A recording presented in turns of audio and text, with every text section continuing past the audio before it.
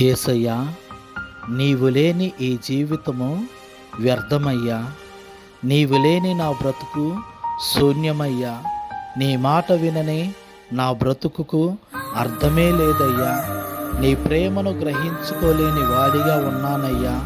యేసయ్యా, నన్ను క్షమించు ప్రభువా.